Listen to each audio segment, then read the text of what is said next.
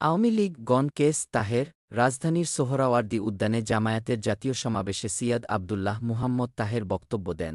আওয়ামী লীগ এ দেশে অপ্রাসঙ্গিক হয়ে পড়েছে বলে মনে করেন জামায়াতে ইসলামীর নায়েবে আমির সিয়াদ আবদুল্লাহ মুহাম্মদ তাহের। তিনি বলেন, আওয়ামী লীগ কী করেছে বলতে চাই না। তারা গণ কেস। তাদের এই দেশে ঢোকার আর কোনো সম্ভাবনা নেই। তারা একেবারেই অপ্রাসঙ্গিক। আজ শনিবার বিকেলে রাজধানীর সোহরাওয়ার্দী উদ্যানে জামায়াতের জাতীয় সমাবেশে সিয়াদ আবদুল্লাহ মুহাম্মদ তাহের এ কথা বলেন।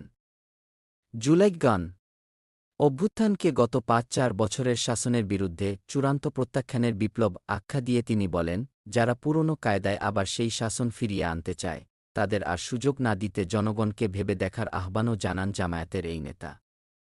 আবদুল্লাহ মুহাম্মদ তাহের বলেন, আগামী নির্বাচনে বাংলাদেশপন্থীরাই জিতবে।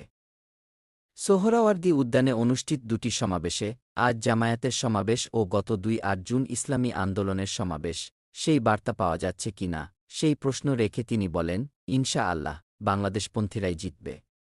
চাঁদাবাজ বিরোধীরাই জিতবে, সুশাসনের পক্ষের শক্তিই জিতবে।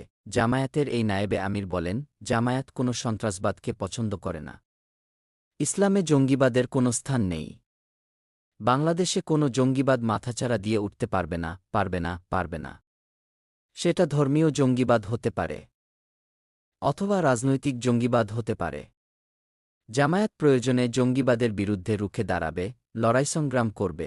চলমান সংস্কারের আলোচনা নিয়ে সিয়াদ আবদুল্লাহ মুহাম্মদ তাহের বলেন, প্রত্যেকেই বলেন সংস্কার মানি, কিন্তু বৈঠকে বসলে কেউ কেউ খে মানি।